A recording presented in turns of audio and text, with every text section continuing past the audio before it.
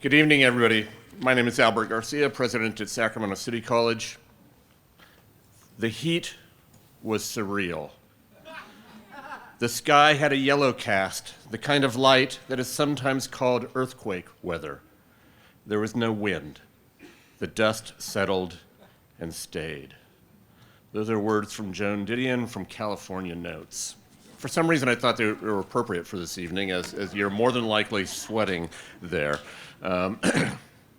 Thank you so much for being here as we celebrate the life and legacy of Joan Didion and formally rededicate this building as the Joan Didion Learning Resource Center. I'd like to start by welcoming some special guests in attendance. We have Chancellor Brian King of the Los Rios Community College District, members of the Didion family, Kelly Didion Peters and Charles Peters, Stephen and Kit Didion, and Yesenia Rosas. We have Sacramento Historical Society board and members, faculty, administrators, classified professionals, and students from SEC and around the district, Sacramento City College alumni, donors, and friends. I want to thank all of you for being here today. In just a few moments, we will move into our program, but first, we will take a moment to pay respects to the original tribal nations of the land where Sacramento City College stands by reading the college's land acknowledgement statement. We acknowledge the land currently occupied by Sacramento City College as the traditional home of the Maidu, Miwok, and Nisenan people. These sovereign people have been caretakers of the area since time immemorial. Despite centuries of genocide and occupation, the Maidu, Miwok, and Nisenan people continue as vibrant and resilient federally recognized and unrecognized tribes, bands, and rancherias. Today, we honor and recognize our Maidu, Miwok, and Nisenan tribal neighbors for their contributions as the caretakers of the Sacramento Valley and honor their sustained existence. It is with their blessing and continued guidance that Sacramento City College seeks to provide an accessible, equitable, and supportive institution of learning and experience. This is a day that is 2.5 years in the making. Efforts to honor Joan Didion's life started not long after her passing in December of 2021, and I'd like to give a brief recap of this project for those of you who do not know the history. In the spring of 2022, the Sacramento Historical Society, led by Joan Didion's longtime friend Maurice Reed and Historical Society Vice President Greg Lukenbill, launched an effort to raise funds to commission a statue of Joan that would be permanently installed in the downtown Sacramento Public Library. They felt, and I think we can all agree, that Sacramento needed to do something to publicly honor one of our most famous and illustrious Native citizens.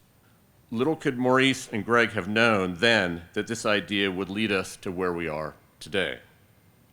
Their efforts were so successful that not only was the Historical Society able to commission the sculpture of Didion by artist Lisa Reinertsen that is permanently installed at the public library, they were also able to commission the bust you will see in the display inside our building here, and they created the Joan Didion Scholarship for Writers at SEC with an initial investment of $40,000. This scholarship is already making an impact on students and has been awarded to 4 aspiring writers over the past 2 years. When members of the Didion family became aware of the Historical Society's efforts, they decided to commit their own funding via an auction of Joan Didion's personal effects that took place in November of 2022. The Didions generously made a major gift to the Historical Society with the request that a specific portion of the gift be directed to Sacramento City College to support the writing scholarship as well as other programs consistent with Joan Didion's legacy. And they asked that our district consider renaming the Learning Resource Center, which houses our library, in her honor. In October of 2023, the Historical Society gave Sacramento City College $460,000 to augment their existing funding for a total gift of $500,000. This gift created the endowment to honor the legacy of Joan Didion at Sacramento City College. The Didion Endowment supports the Writing Scholarship. It also allows the college to fund a Didion faculty scholar each year who receives release time to complete a research project, which could be in a broad range of areas that mirror Joan Didion's intellectual interests. Keeping the potential topics broad and multidisciplinary honors Didion's spirit and the many disciplines in which she did research and wrote about extensively throughout her career. We're thrilled that Professor of History Stuart Graybill was named as the Fall 2024 Didion Faculty Scholar, and his research project is well underway. We'll be hearing from Stuart in just a few minutes. On October 18th, 2023, in recognition of the gift from the Didion family and the Sacramento Historical Society, and in honor of Joan Didion's renown as a writer, journalist, and author of incomparable fiction, the Los Rios Board of Trustees formally approved the renaming of the Learning Resource Center as the Joan Didion Learning Resource Center.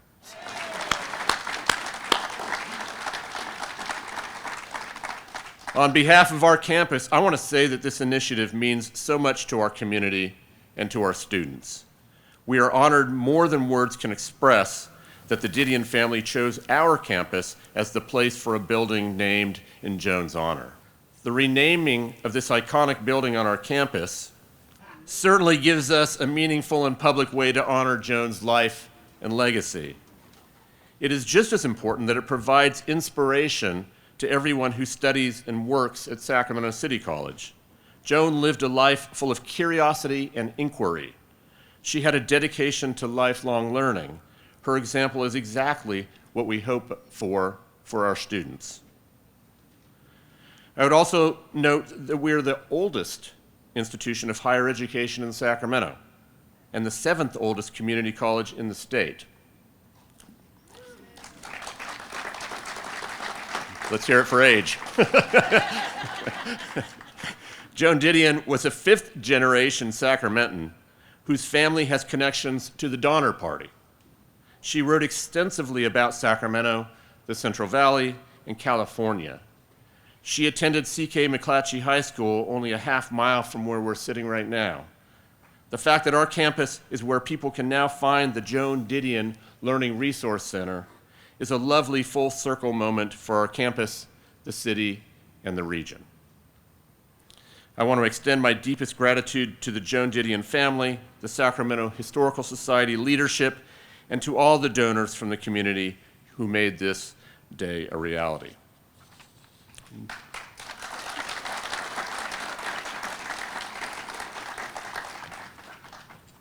Lest you think I would do all the talking, now it is my honor to welcome Kelly Didion Peters, Joan Didion's niece, who is going to say a few words on behalf of the family.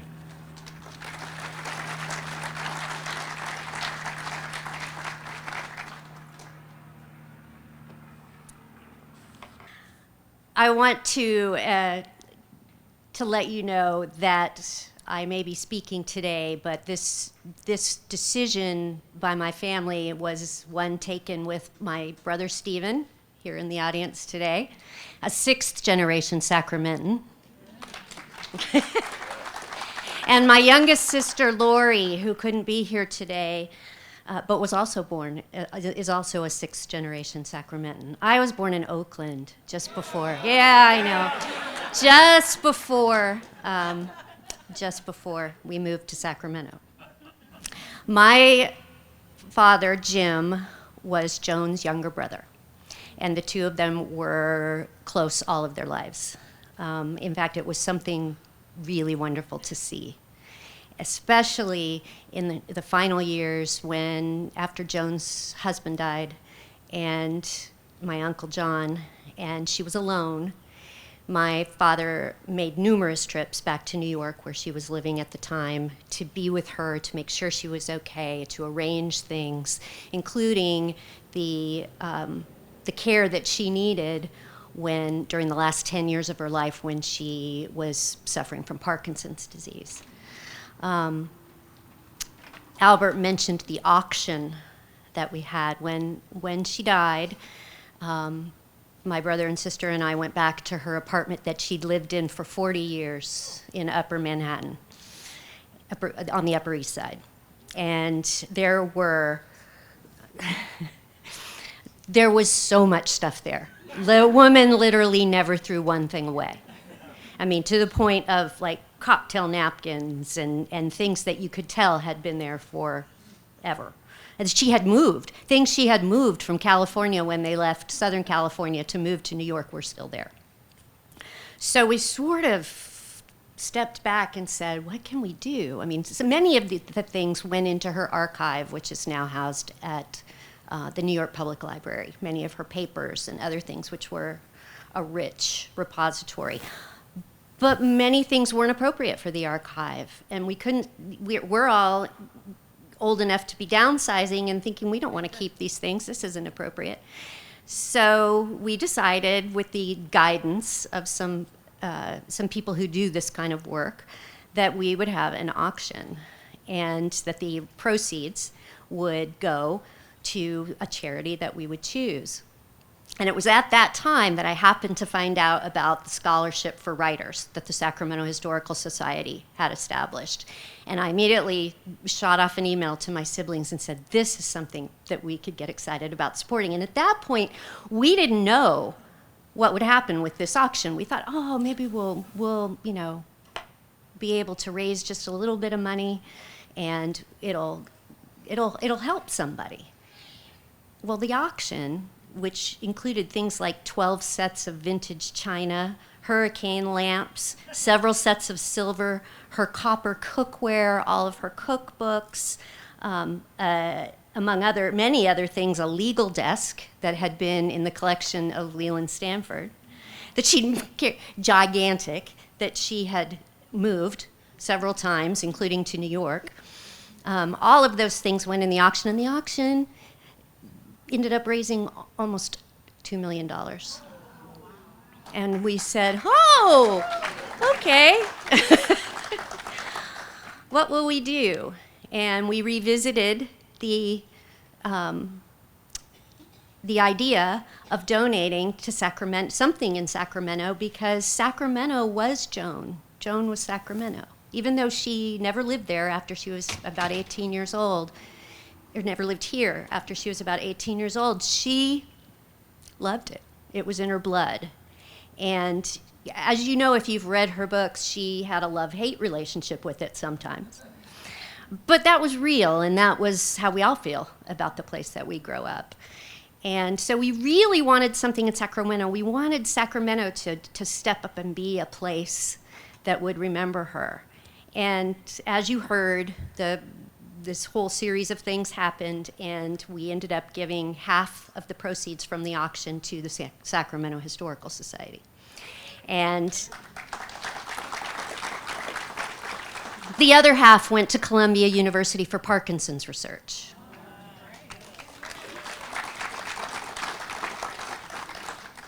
And I have to say a special word about someone who shepherded this, who was the steward of all of the efforts that we've been able to make so far, because my brother and sister and I don't live here and don't have these connections. And that's Greg Lukenbill. He did an amazing job of staying true to the vision that we had. I can remember being here I'm not sure quite how long ago it was, when that wall inside was blank.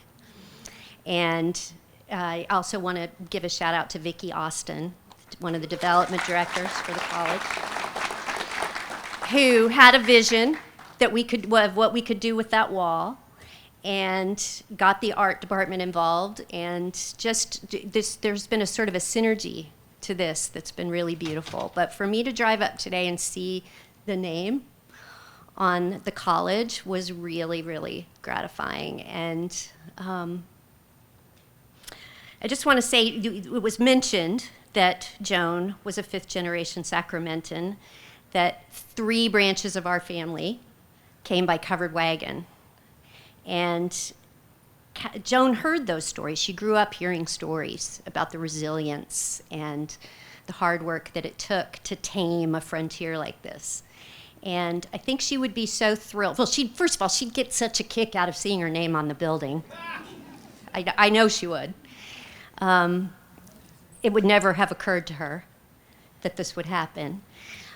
She would laugh because what she told me about her time at Sac City was that Sac City was absolutely necessary because of the courses she failed at McClatchy High School.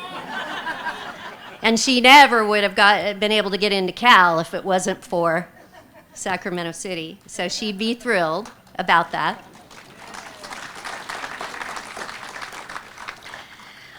I wanted to read to you just briefly from an essay that she wrote about that mentions Sacramento called Notes from a Native Daughter. It's in her book, Slouching Towards Bethlehem, where she talks about standing on the levee, looking out over the Sacramento River and imagining the landscape as it was before Sacramento existed.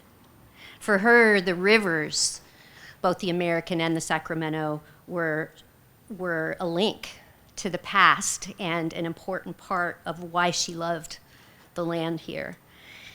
And she always lamented the way that the highways and the subdivisions changed that forever. But she wrote, "I remember running a boxer dog of my brother's over the same flat fields that our great-great-grandfather had found virgin and had planted.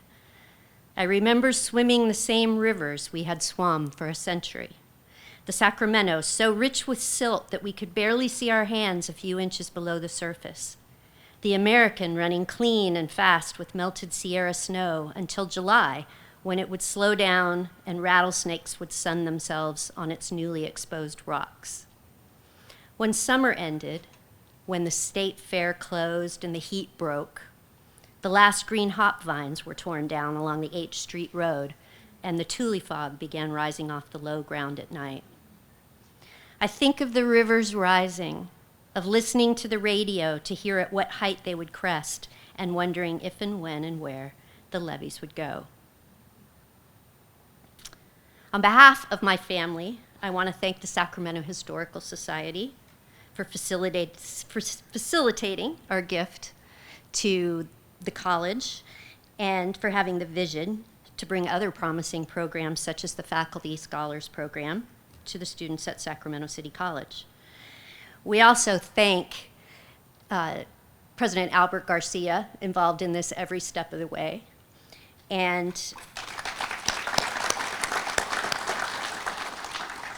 it's Los Rios, right? It's the Los Rios trustees for their decision to rename the Learning Center, and that allows her to have a living legacy here at Sacramento City College. So we're thrilled. Thank you so much for being here today.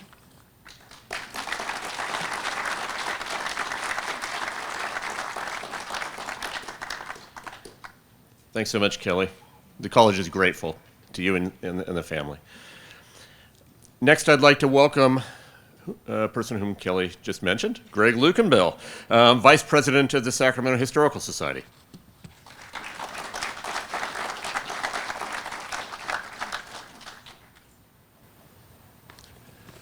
Once in a while you have something that'll choke you up a little bit. This might be one of those moments for me. I haven't had one of these in a long time, but this is I can't tell you how honored I am, honestly, to be standing in front of you, speaking on behalf of what I feel like is not just the Didion family legacy and gift, but Joan herself. I really feel that. So I'm going to tell you a crazy story about Joan and her life that I think is all 100% true, driven by facts. And I want to remind you that our purpose here today, our primary purpose here today, is to inspire the aspiration of future generations of students to be touched by the magic of Joan's genius. That's really why we're here. That is the legacy that we're bringing into this on a living history basis, I believe. So thank you for the living history attribute, Kelly. So now I'm going to take you on a different kind of a ride, okay? I need your imagination here, and I'm not joking when I tell you this, because I want to share with you my vision of this, which Delta has said to me repeatedly, you've got to tell it from the personal, not to us. So here's my flick, okay, you ready? First off, Joan lived in Manhattan, as you probably all know. Kelly just referenced that. So think about the flame out there. Sally and I were just there a month ago, glamping, looking on Governor's Island, looking right at the Statue of Liberty, I kid you not. And the flame on that statue is Joan Didion's spirit, that what she represented her whole life about America. The liberty of America, what it represents. You're tired, you're poor, and you're hungry. That whole theme is Joan's life. Secondly, there's a song that is kind of the theme of Joan's life in the 60s. And some of us didn't live here in the 60s and remembered what this country, or we're not old enough to be here in the 60s, but I maybe should ask that question. But the point I'm trying to get across is the 60s were a rough ride, okay? It goes down in history seriously when I tell you this, okay? And we were right in the middle of it in the United States. It's the most tumultuous decade in the history of the world. That's how that's written up in history, that decade, the decade of the 60s. And the reason I want to talk to you about that is because Joan lived right through this with the song, in my mind anyway, the spirit of the song. So I don't just have the burning flame, I also have a song to go with it. And the song is Abraham, Martin, and John, okay? Abraham Lincoln, Martin Luther King, John Kennedy, and then Bobby Kennedy, in that exact sequence, because it has a direct link on the front end to the back end to Joan Didion. It actually does. And I want you to think of Joan, this is my favorite image, her white 1969 Corvette with a 400 horsepower engine underneath the hood. 5 feet tall, right? She could barely, that's bucket seats. She barely got her head above the steering wheel, I think, in that car. Just think about all of that, because that's who Joan Didion is, per persona, what it represents to me, and what she lived through in her life, and what her life's mission was and became because of this story. So her magical thinking mind, and her passionate lifelong love for Sacramento, for the Sierras, for Yosemite, for our rivers that Kelly mentioned so beautifully, and the valley and itself and the resources still define her nationally today as the voice of the West.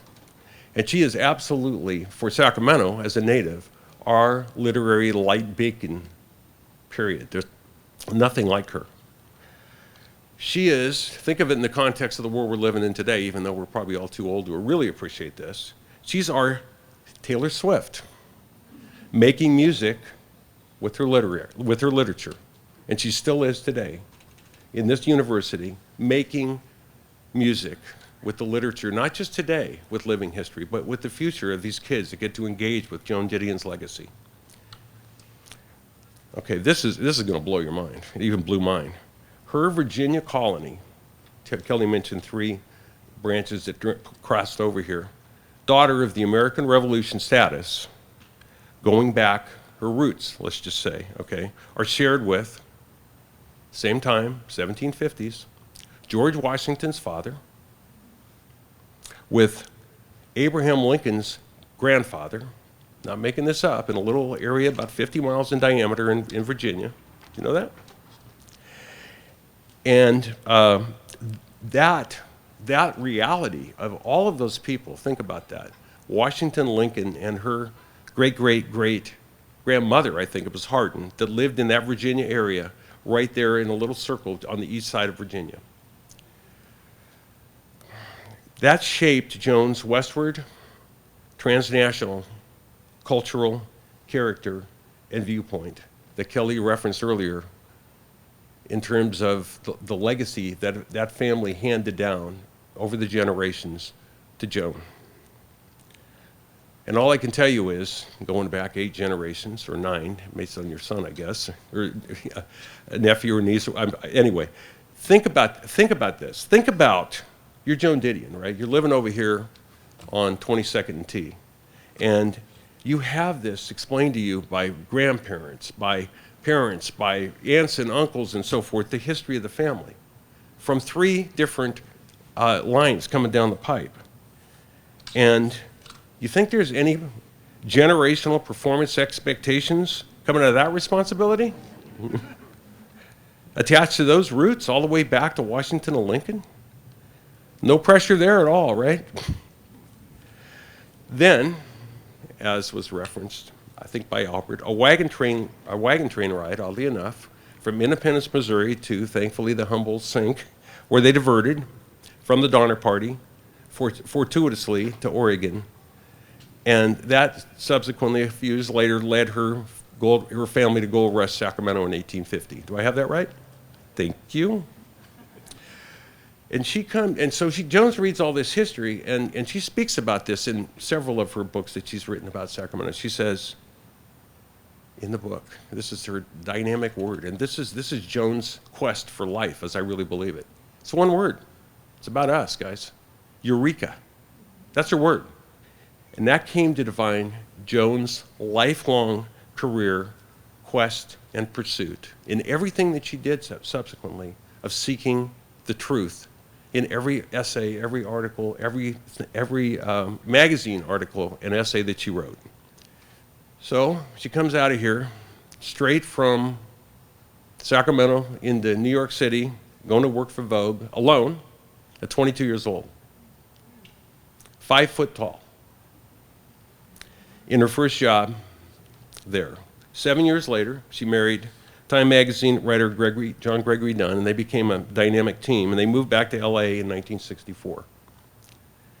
20 of Joan's essays from major magazines were collected into the book, Slouching Towards Bethlehem, putting her on the national map at 33 years old.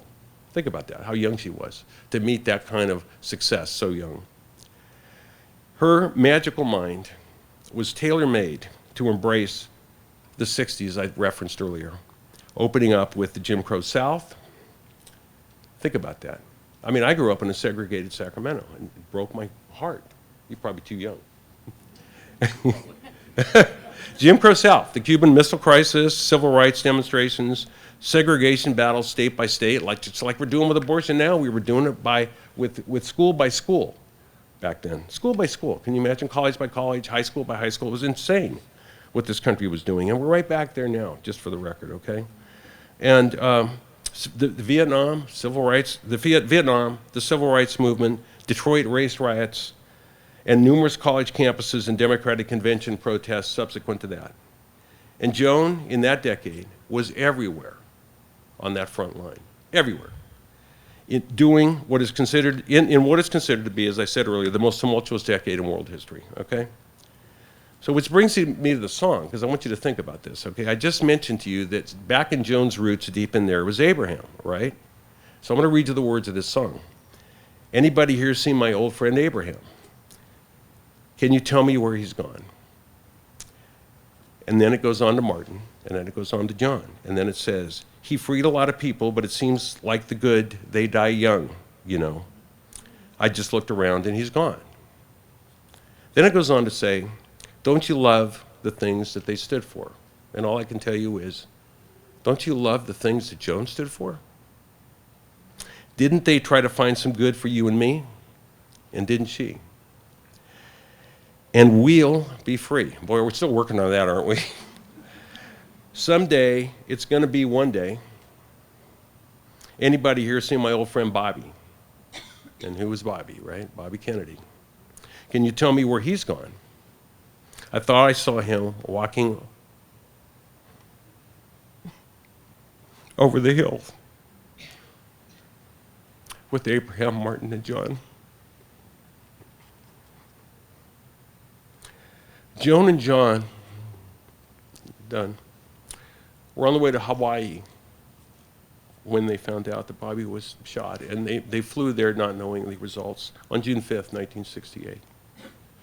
The dismissive nature of the wealthy, conservative Hawaiian audience to that tragedy and funeral 3 days later led Joan to have a deeply personal epiphany about her roots,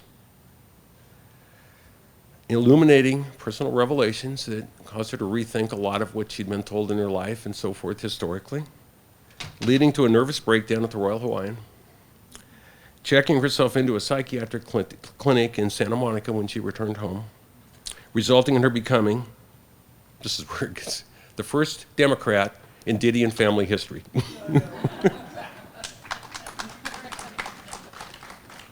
Joan wrote hundreds of articles, essays, books, and screenplays, right?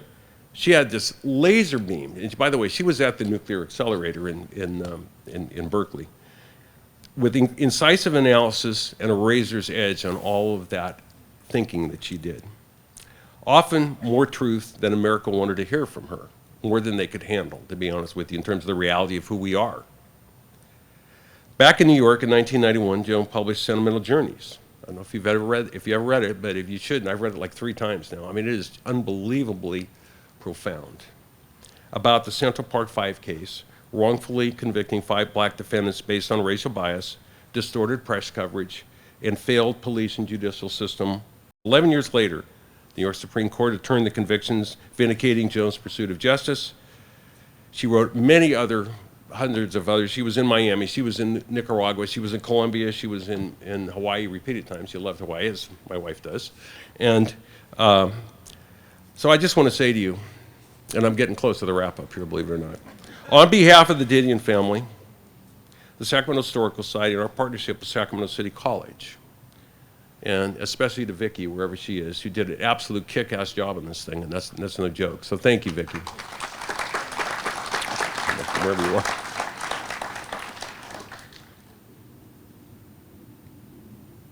We're proudly gathered here this evening to honor, elevate, and celebrate Joan's life's works by dedicating this educational learning facility in her name alongside a perpetually growing and self-sustaining endowment, and I check on how that's doing all the time. I do.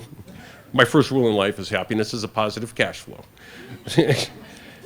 And enshrining, okay, and also with the endowment, Joan's enlightened literary spirit into perpetuity. Which brings me back to the beginning. It really does, okay? Oh, there you are, Vic. A day and a half after Joan passed, you're going to think I'm really nuts when I drop this one on you. A day and a half later, it wasn't even 48 hours, it was less than that, the Webb telescope went up on December 25th, 2021. Think about that, okay? Into the universe. And all of a sudden, 3 months later, they're talking about how we are twice as smart as we were before that went up, because the Hubble telescope told us we were only 6 billion years old, and now the Webb telescope's telling us we're 13.5 billion years old. And I thought about Joan Didion. I did, because of her mind and how she addressed things and how she thought about things. And so then, I kind of paraphrase what Kelly has said, now divinely intervening, I swear, Joan's spirit and the universe got us here tonight. I really believe that. I mean that sincerely. There's some kind of a divine intervention. It's probably Joan, in my opinion. I mean it. In Joan's estate proceeds magically shepherded. My part of this story is I didn't believe until Victoria called me up and said to me, "Have you checked your email today?" And I said, "No, I actually haven't, not have." And there was the email from Kelly. And so I was in January the 4th. I'll never forget it as long as I'm alive. So thanks, Vic. And Kelly. And Steve. Where's Steve? And Steve.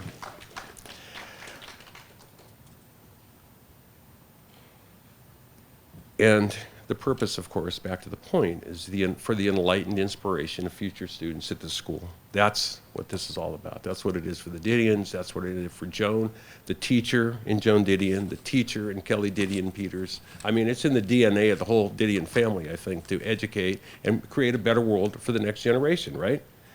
And so I'm just going to say this to you, okay? And this is no joke, because you can't make this stuff up. If there was ever a transcontinental woman, God knows it was Joan Didion bouncing back and forth between New York and California, but all the other places she went as well. Back and forth. Emma Lazarus closes her poem at the Statue of Liberty, which, as you may recall, is where I began this little chat, with this phrase. Straight from Joan, I swear to God. I lift my lamp beside the golden door. Now guess where the golden door is? Sacramento. And that's no joke. That's the way it was written for that purpose. If you look at the painting, westward the course of empire, there's a little string across the bottom, and it's the Golden Gate Bridge, right? And to get there, people came through Sacramento. So, and of course the gold rush was here, not in San Francisco, even though they take all the credit. So with Joan's money, I'm just gonna wrap it up now. And I got one more little ad lib I added on afterwards, but with Joan's money, by way of Lady Liberty's transcontinental message, okay, seriously, airdropped, I think, right? Joan's spirit has come back home to Sacramento this evening with you, and thank you for being here, to provide enlightened spiritual inspiration for students and faculty scholars for life ever after. Amen. I'll tell you my ad-libs, and then I'll let you go. The living spirit part, I want to just shadow what Kelly said a little bit about this really being about Joan's living legacy and perpetuity for me. And the second thing is, this is an Abraham Lincoln Moral Community College land-grant school.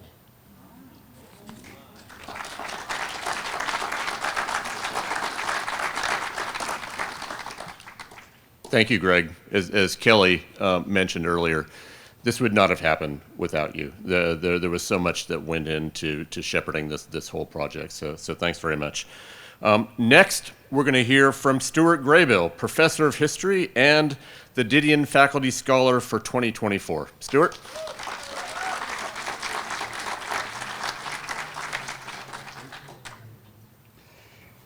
Good evening, folks.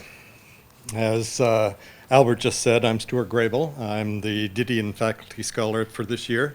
And I want to thank the Didion family for that. I want to thank the Sacramento Historical Association for that. I want to thank the folks at Sacramento City College who administer and preside over that program. I am very grateful. I'm the beneficiary of the program and the first beneficiary of the program, so I feel a special debt of gratitude to those who've made it happen. Thank you very much. Before I say anything else, I just want to have a quick aside here. While I was writing the draft for these remarks, I noticed that I've never been so disturbingly self-conscious of my words, my sentences, my phrases, especially for just a few hundred words. I kept thinking to myself, no, that sentence doesn't feel right. No, that one doesn't either. Geez, I'm going to be talking about Joan Didion. Me. Joan Didion. That feels like having one of those beer wagon Clydesdales run a Kentucky Derby against Seabiscuit, you know? It's just going to be ugly and embarrassing, right? But I said to myself, okay, well, you got to do it. You've been asked to do it. You have to do it. So just try and be the best Clydesdale you can be. I once read a writer from New York who commented that for a long, long time, he thought Joan Didion was from New York. And he said that because of her ability to precisely describe the landscapes and landmarks that were there in New York. I have my students in California history read one of her essays, Holy Water, in which she describes a pretty mundane thing. She describes California's system for sequestering and transporting water. Now, that's not an inconsequential thing. It's absolutely essential for our survival in this place, which is one of the reasons why I have students read her essay. I could tell them to read the account of the state's water system published by the California Department of Water Resources, which I used to do, but the details of it there are, at first glance, pretty dry, you know, no pun intended. And they're perhaps more interesting and more popular with hydrologists than they are with 19-year-old students in classrooms. Didion's fabulous explanation and description of the system, however, its construction, the landscapes it traveled through, the landscapes it transformed, breathed lush life into the description that the California Department of Water Resources site just didn't have in it. And she was able to take some of the most apathetic readers in my courses and transform them from persons who a few moments ago could care less about the water system. I mean, really could care less. And she could transform them just a few moments later into somebody who wanted to learn more about it. How many professors have you known? How many teachers and instructors have you known who would give anything for that talent, for that gift?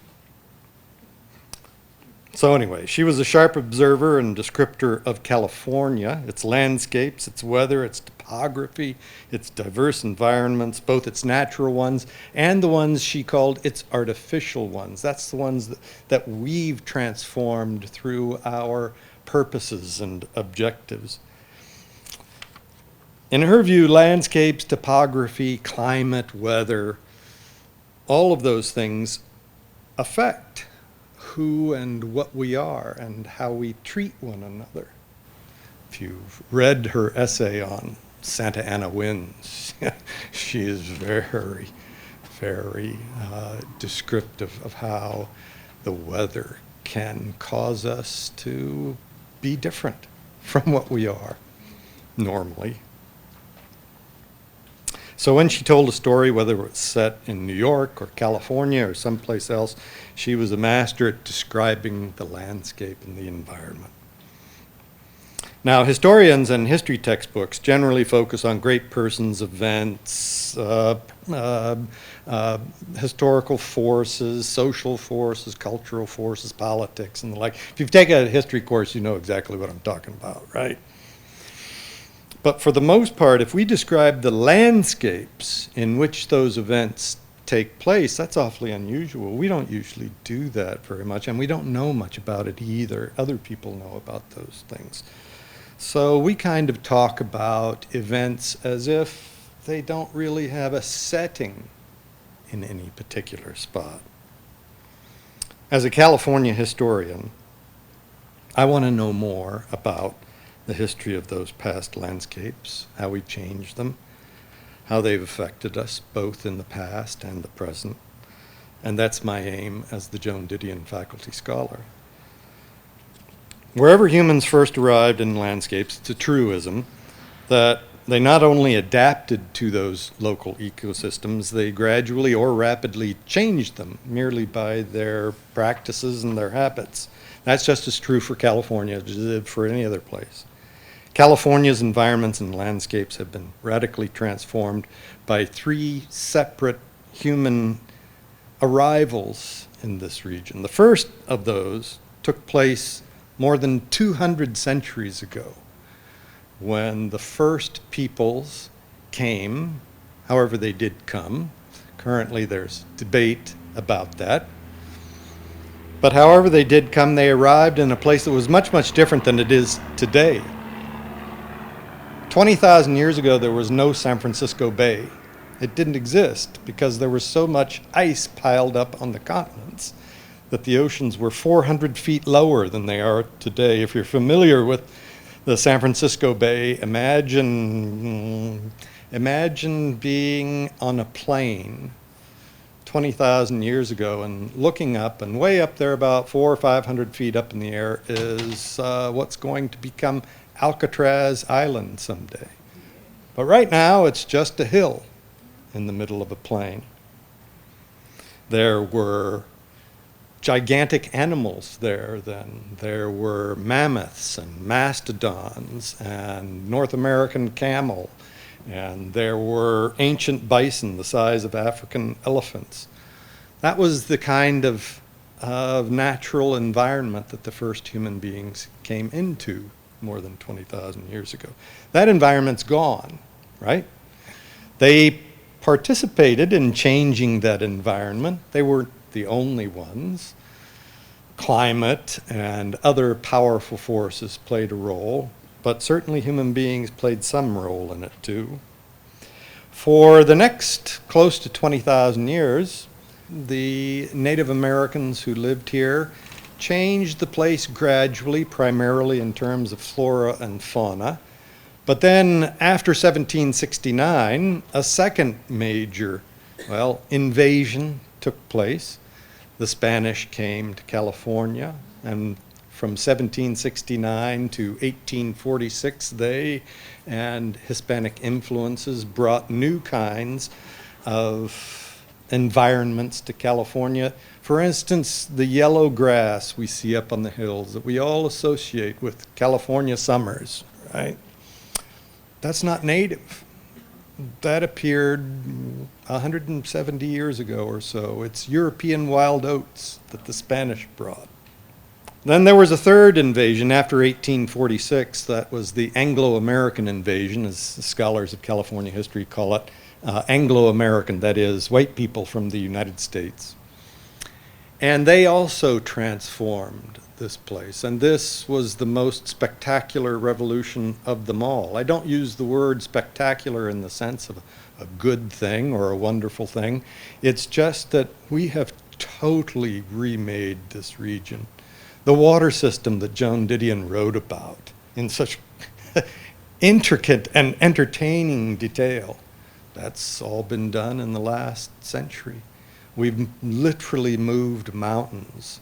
We've eliminated the biggest lake inside the boundaries of the state of California. Lakes, I should say. Tulare Lake down in southern San Joaquin, or Owens Valley Lake in the Owens Valley. The degree of change in this region has been enormous. As I said a moment ago, historians and textbooks don't generally describe or analyze those landscapes and their effects on us in a lot of detail. But one historian I admire commented a number of years ago to the effect that nothing in the human past can be considered apart from the environments and landscapes in which they occurred. But we just don't pay much attention to that. I suspect, from the attention she paid to the role of landscapes in her writing, that Joan Didion did. And I think she would enthusiastically agree with him. So as this year's Joan Didion Faculty Scholar, I'm beginning in a small way to study some of the most important ways those three human-caused revolutions in California's landscape and environment changed the place we live in, and the way we deal with things, and the way we treat one another. And then I want to try and explain just a little bit of that to others to emulate Joan's Holy Water essay, to deepen understanding and just a little bit, maybe to get people more curious about it. That's my speech. Thank you.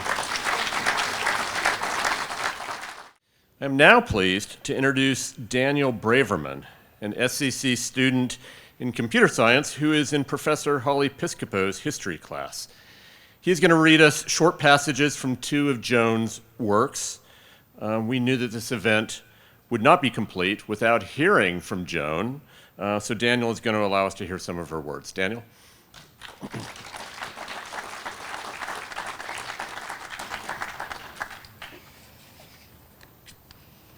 I have a speech here, and this person's way better at writing than I am, so I'm going to say this word for word.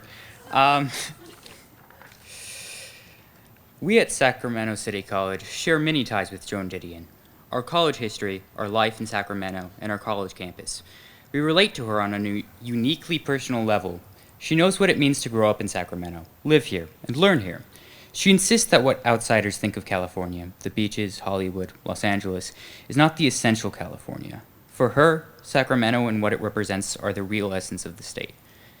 In Notes from a Native Daughter from Slouching Towards Bethlehem, she writes, quote, "It is characteristic of Californians to speak grandly of the past as if it had simultaneously begun tabula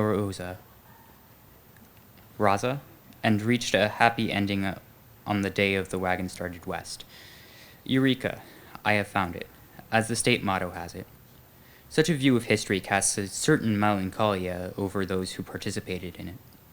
My own childhood was suffused with the conviction that we had long outlived our finest hour. If I could make you understand that, I could make you understand California, and perhaps something else besides. For Sacramento is California, and California is a place in which a boom mentality and a sense of Chekhovian loss meet in an uneasy suspension, in which the mind is troubled by some buried but ineradicable suspicion that things had better work here. Because here, beneath that immense bleached sky, is where we run out of continent. It's classic Didion, featuring so much of her style that would become iconic. Incisive observations, speaking directly to the reader, and razor-sharp statements about what it all means. Yet she did not begin her writing career with such determination to be heard. From the essay Telling Stories in 1978, she writes, quote, "In the fall of 1954, when I was 19 and a junior at Berkeley, I was one of perhaps a dozen students admitted to the late Mark Shor's English 106A, a kind of writer's workshop, which met for discussion 3 hours a week and required that each student produce, over the course of the semester, at least 5 short stories. English 106A was widely regarded in the fall of 1954 as a kind of sacramental experience, an initiation into the grave world of real writers. And I remember each meeting of this class as an occasion of acute excitement and dread.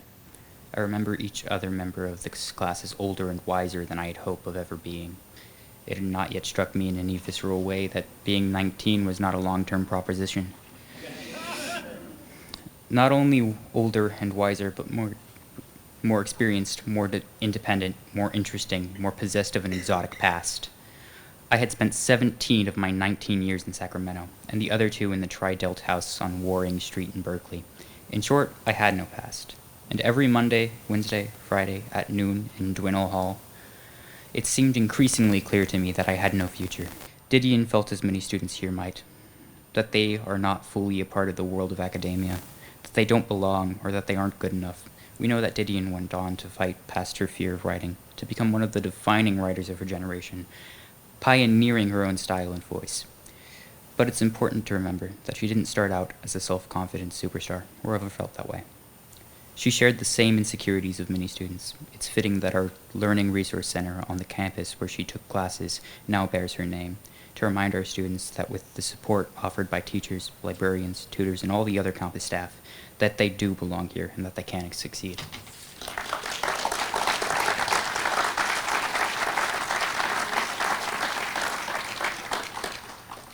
Can you imagine Joan Didion insecure in a writing workshop? If she only knew that other people would be shaking in their boots, right? The passages Daniel just read were selected by Adjunct Professor of English Kate Abbott, and we want to thank her for that. And thank you, Daniel. As I noted at the beginning of the program, this initiative was successful from start to finish because of the efforts of so many people. Before we close, I want to take a moment to recognize many of them by name. First, I want to thank Joan Didion's family again for their incredible generosity and their commitment to making a difference for community college students through their gift and through allowing our campus to dedicate this building to Joan Didion. Could the members of the Didion family in attendance please stand and be recognized?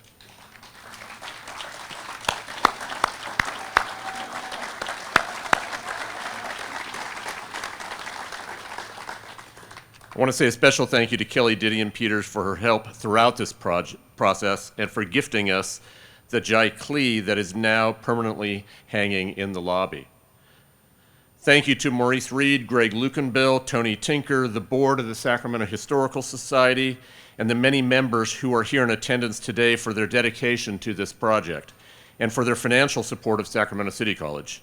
If you are a member of the Sacramento Historical Society, will you please stand so we can recognize you now?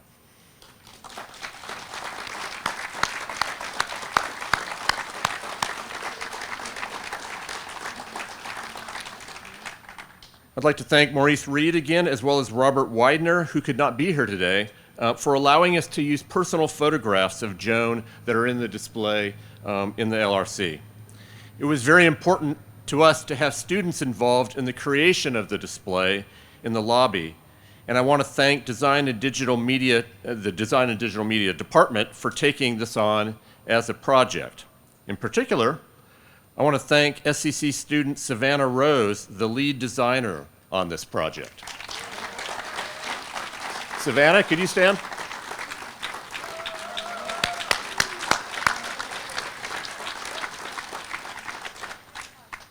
The display is beautiful. I also want to thank digital and design media professor Robin Waxman for her willingness to usher this project through the creative process. Robin?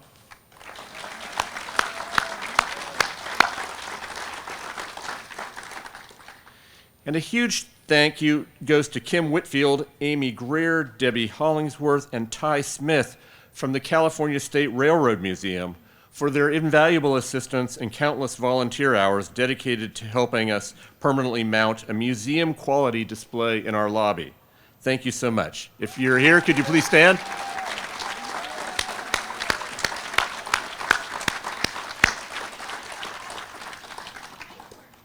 I want to thank the artist Lisa Reinertsen for her wonderful work on the bust of Joan Didion and her gift of the maquette, which is a small-scale study of the large Didion sculpture that's at the Central Library that you see inside here. Lisa, will you please stand so we can recognize you? Is Lisa here? There you are.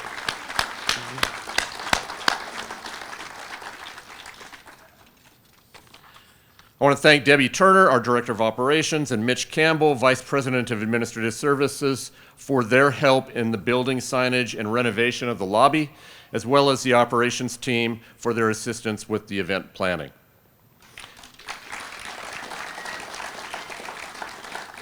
The lobby really has been completely transformed. If you had been here prior to this, it would be a very different place. Thank you to Dean Marcy Selva, and the librarians and staff who work in the Didion Learning Resource Center for their assistance during this event. Also, a special thank you to the many donors to SCC and to Los Rios and those who donate to both City College and Los Rios in attendance today. I want to say thank you to each and every one of you. Thank you for all you do to make a difference for our students and to help them see a brighter future ahead. Your generosity directly enables their success. We're very grateful. There's one more person I want to mention, and this person thinks that I'm done with my thank yous, but I'm not. I do want to mention Vicki Austin, who was instrumental in putting on this entire program, not to mention coordinating all of the work that went into the design of the display, the sign overhead, all of that. It was no small matter, so thanks so much, Vicki. As we conclude, I want to remind you that the LRC is open, so please come on in, enjoy the display, and enjoy the building overall. Thanks so much.